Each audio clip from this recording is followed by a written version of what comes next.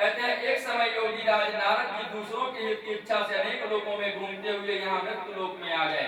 नारद जी को श्राप है, वो एक जगह नहीं ठहरते हैं। भगवान का हरि कीर्तन करते हुए, भगवान का स्मरण करते हुए सब लोकों में घूमते हुए यहाँ मृत्यु लोक में आ गए।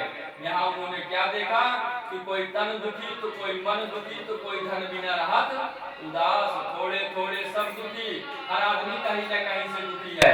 यह सोच करके नारद जी विष्णु भगवान के पास गए। वहाँ श्वेत वर्ण और 4 भुजाओं वाले ईश नारायण जी के हाथों में शंख चक्र गदा परस तथा वरमाला पहने हुए थे। स्तुति करने लगे, हे भगवान, आप अपनी शक्ति से संपन्न है, मन तथा वाणी भी आपको नहीं पा सकती। आपका आदि मध्य अंत नहीं है। निर्गुण स्वरूप सृष्टि आदि भूत भक्तों के दुखों को नष्ट करने वाले हो, आपको मेरा नमस्कार है।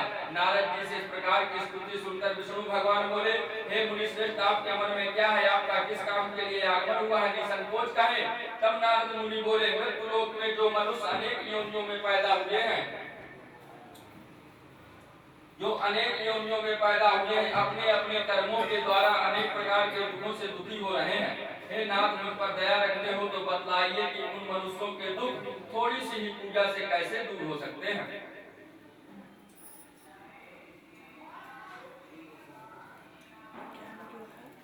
विष्णु भगवान बोले, हे मुनिश्रेष्ठ,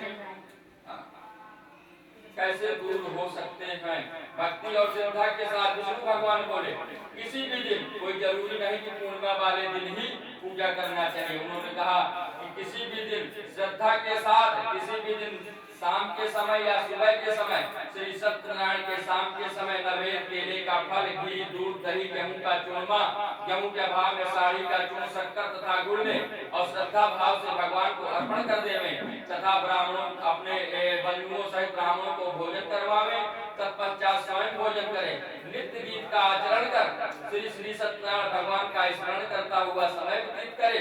इस तरह पूजा करने से मनुष्य की इच्छा निश्चय ही पूरी होती है। विशेषकर कलयुग में, कलिकाल में सबसे सरल उपाय है। बोल श्री सत्यनारायण भगवान की जय। श्रीमन नारायण नारायण नारायण, लक्ष्मी नारायण नारायण, गणपति नारायण नारायण नारायण, बद्री नारायण नारायण नारायण, श्रीमन नारायण नारायण नारायण। बोलो श्री सत्यनारायण भगवान की जय। फिर से दे दीजिए फूल सब लोगों को थोड़ा थोड़ा जोड़कर।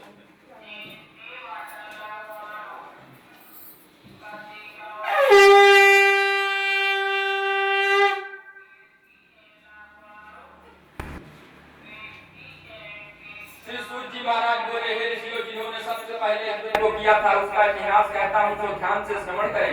सुंदर काशीपुरी नगरी में एक अत्यंत गरीब ब्राह्मण रहता था। वह भूख और प्यास से पृथ्वी पर दर दर घूमता था।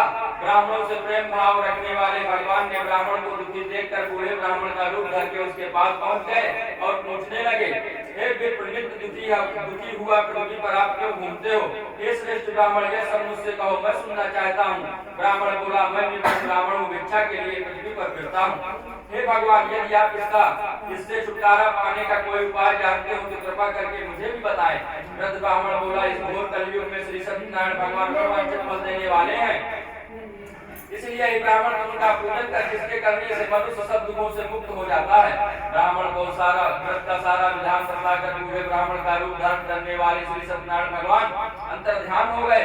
जिस व्रत को वृद्ध ब्राह्मण ने बतलाया है, मैं उसे अवश्य करूंगा। यह निश्चय करने पर उसे रात भर नींद नहीं आई और वह सवेरे उठकर जल्दी से श्री सत्यनारायण का व्रत का निश्चय कर भिक्षा के लिए चला। उस भिक्षा में बहुत सारा धन मिला, जिससे वह अपने परिवार के साथ श्री सत्यनारायण भगवान का व्रत किया, जिसके करने से वह ब्राह्मण सब दुखों से छूटकर अनेक प्रकार की संपत्ति से युक्त हुआ। उसी समय से वह ब्राह्मण हर पूर्णिमा को श्री सत्यनारायण भगवान का कथा पूजन करने लगा। कहते हैं इस तरह श्री सत्यनारायण भगवान को व्रत को जो शास्त्र विधि के अनुसार श्रद्धा भाव से करेगा, सब श्रद्धा भाव से करेगा, वह सब पापों से छूटकर मोक्ष को प्राप्त करेगा। आगे जो पृथ्वी पर सत्यनारायण भगवान को व्रत को करेगा, वह मनुष्य सब दुखों से छूट जाएगा। इस तरह नारद जी से नारायण का कहा हुआ व्रत मैंने आपसे कहा है। हे विप्रो, अब और मैं क्या कहूँ?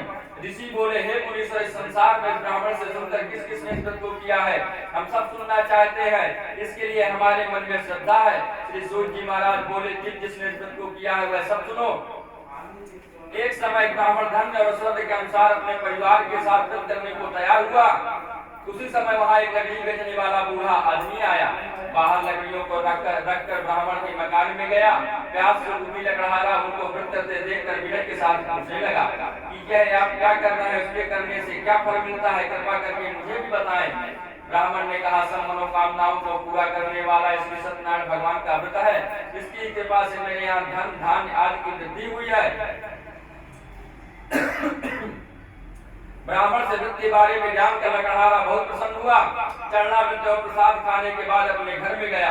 लकड़हारे ने भी अपने मन में इस प्रकार का संकल्प लिया कि आज ग्राम में लकड़ी बेचने से जो धन मिलेगा उसी से सत्यनारायण देव का उत्तम व्रत करूंगा। ऐसा मन में विचार कर वह बूढ़ा आदमी लकड़ियां अपने सिर पर रखकर जिस नगर में धनवान लोग रहते थे वह ऐसे सुंदर नगर में गया। उस रोज उन लकड़ियों का दाम पहले दिनों से चौगुना मिला। तब वह बूढ़ा लकड़हारा दाम ले पके केले की फली, शक्कर, घी, दूध, दही, गेहूं का चूरमा इत्यादि सत्यनारायण भगवान की कुल सामग्री को लेकर अपने घर में गया। फिर अपने भाइयों को बुलाकर विधि के साथ भगवान जी का व्रत किया और पूजन किया। उस व्रत के प्रभाव से वह बूढ़ा लकड़हारा धन पुत्रादि से युक्त हुआ और संसार के समस्त सुख भोग कर वैकुंठ धाम को चला गया। इति श्री सत्यनारायण व्रत कथायाम द्वितीय अध्याय संपूर्णम्। बोलो श्री सत्यनारायण भगवान की जय।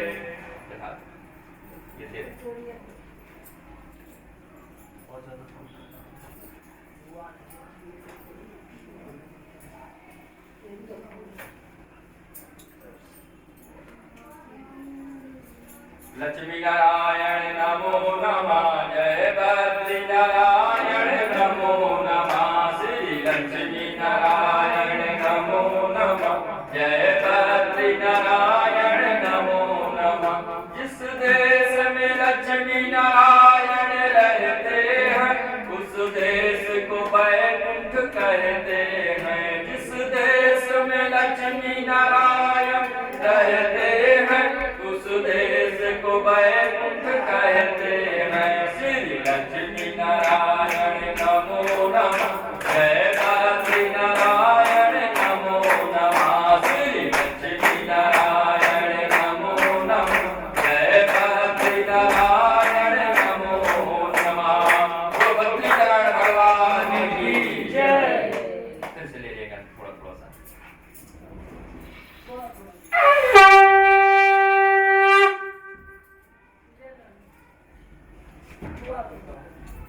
श्री सूर्य जी महाराज बोले, हे ऋषियों, मैं और भी कथा कहता हूँ, सुनो। प्रजापालन में ही एक फुल्कामुख नाम का बुद्धिमान राजा था।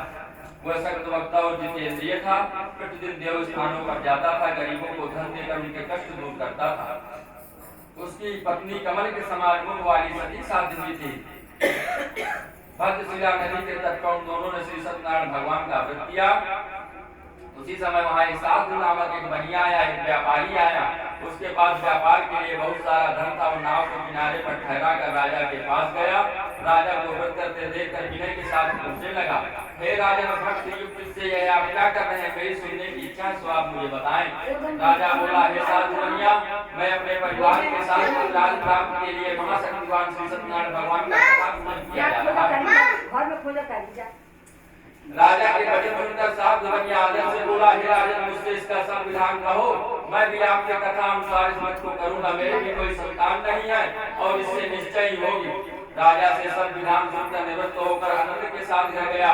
साधु बनिया ने अपनी स्त्री से संतान देने वाले व्रत का समाचार सुनाया और संकल्प लिया और दृढ़ किया कि जब मेरी संतान होगी तब मैं इस व्रत को करूंगा। कहते हैं भगवान के सामने संकल्प नहीं लेना चाहिए। अगर संकल्प लो तो फिर उसे याद रखना चाहिए, पूर्ण करना चाहिए। कुछ परिये ने संकल्प ले लिया कि जब मेरे संतान होगी तब मैं इस व्रत को करूंगा। ऐसे वचन अपनी स्त्री लीलावती से कहे। एक दिन उसकी लीलावती पति के साथ रंग संसारिक धर्म में प्रवृत्त होकर सत्यनारायण भगवान की कृपा से गर्भवती हो गई तथा 10वें महीने में उसके यहाँ सुंदर कन्या का जन्म हुआ। वह दिनों दिन इस तरह बढ़ने लगी जैसे शुक्ल पक्ष का चंद्रमा बढ़ता है। कन्या का नाम कलावती रखा गया। तब उसकी पत्नी लीलावती ने मीठे शब्दों में अपने पति से कहा कि आपने जो संकल्प लिया था कि भगवान जी का व्रत करूंगा, पूजन करूंगा, अब आप उसे करिए। सात दुवरिया बोला, हे प्रिय, इसके विवाह पर करूंगा। जब भी पूर्णिमा आती तभी उसकी पत्नी याद दिलाती। हर बार वो बनिया टाल मटोल करता रहा। 18 वर्ष तक उसने नहीं पूजा किया, ना तो व्रत किया। उसकी लड़की 18 वर्ष हो गई। कलावती मृतदेह में दिनों दिन बढ़ने लगी। एक दिन लौटने पर साथ दूने नगर में सखियों के साथ अपनी पुत्री को खेलते देखा तो तुरंत दूत को बुलाकर कहा कि पुत्री के वास्ते कोई सुयोग वर देख कर लाओ। साधु नामक वैश्य की आज्ञा पाकर दूत कंचन नगर पहुंचा और बड़ी पहुंच देखभाल कर लड़की के लिए सुयोग मणिपुत्र को ले आया। उस सुयोग लड़के को देखकर साधु बनिये ने अपने परिवार सहित प्रसन्नचित्त होकर अपनी पुत्री का विवाह उसके साथ कर दिया, किंतु दुर्भाग्य से विवाह के समय भी व्रत करना भूल गया। तब भगवान क्रोधित हो गए। भगवान एक बार माफ करते हैं, 2 बार, तीसरी बार माफ नहीं करते हैं। भगवान ने कहा ये तो झूठ के ऊपर झूठ बोल रहा है। श्री भगवान क्रोधित हो गए, उसे श्राप दे दिया कि तुम्हें दारुण प्राप्त होगा। अपने काल में काल सात दुवरिया दामाद के सहित नाव को लेकर व्यापार करने के लिए समुद्र के समीप स्थित रत्नपुर नगर में गया। वो ससुर जमाई राजा चंद्रकेतु उस नगर में व्यापार करने लगे। एक रोज श्री सत्यनारायण की माया से प्रेरित कोई चोर राजा का धन चुराकर भागा जा रहा था, किंतु राजा के दूतों को आता देखकर चोर ने घबराकर भागते हुए राजा के धन को वहीं रख दिया जहाँ वो ससुर जमाई ठहरे हुए थे। जब दूतों ने उस सात बनिये के पास राजा के धन को रखा देखा तो वे दोनों को बांध कर ले गए और प्रसन्नता से दौड़ते हुए राजा के समीप जाकर बोले, यह दो चोर कर पकड़ कर लाए हैं, देख कर आज्ञा दे। राजा की आज्ञा से उन्हें कठोर कारावास में डाल दिया गया। उनका सब धन छीन लिया गया। सत्यनारायण के श्राप द्वारा उसकी पत्नी भी घर पर बहुत दुखी हुई। जो घर पर धन रखा था चोर चुरा कर ले गए। शारीरिक मानसिक पीड़ा तथा अन्य की चिंता में जहाँ उस बनिये के घर में हर चीज का भंडारा भरा रहता था, आज ऐसा दिन आ गया कि अन्न का दाना तक नहीं बचा। कहते हैं भगवान जब देते हैं तो छप्पड़ फाड़ कर, जब लेते हैं तो चमड़ी उधेड़ लेते हैं। आज ऐसा दिन आ गया कि उसके यहाँ एक अन्न का दाना तक नहीं बचा। अन्न की चिंता में कलावती एक ब्राह्मण के घर गई। उसने श्री सत्यनारायण भगवान का व्रत करते देखा, फिर कथा सुनी और प्रसाद ग्रहण किया और रात को घर आई तो उसकी माता ने कहा, हे पुत्री, अब तक तुम कहाँ रही हो, वह आपके मन में क्या है? कलावती बोली, हे माता, मैं ब्राह्मण के घर श्री सत्यनारायण भगवान का व्रत करते देखा है। कन्या के वचन सुनकर लीलावती भगवान की पूजन की तैयारी करने लगी। उसको स्मरण आ गया कि हमको भी पूजा करना चाहिए, हमने भी संकल्प ले रखा है। उसने अपने परिवार को बुलाकर श्री सत्यनारायण भगवान का विधि पूर्वक पूजन किया और वर मांगा कि मेरे पति और दामाद शीघ्र आ जाएं। साथ ही प्रार्थना की कि हम सबका अपराध क्षमा करो। श्री सत्यनारायण भगवान इस बात से संतुष्ट हो गए। राजा चंद्रकेतु को स्वप्न में दर्शन देकर कहा, हे राजन, दोनों वैश्यों को जो तुमने कैद में रखा है वह निर्दोष हैं, उन्हें प्रातः ही छोड़ दो, और जो तुमने उनका धन छीन लिया है दे दो, नहीं मैं तुम्हारा धन राजपूत राज सब नष्ट कर दूंगा। राजा से ऐसे वचन कहकर भगवान अंतर ध्यान हो गए। प्रातः काल राजा चंद्रकेतु ने सभा में अपना स्वप्न सुनाया और सैनिकों को आज्ञा दी कि दोनों वणिक पुत्रों को कैद से मुक्त कर सभा में लाया जाए।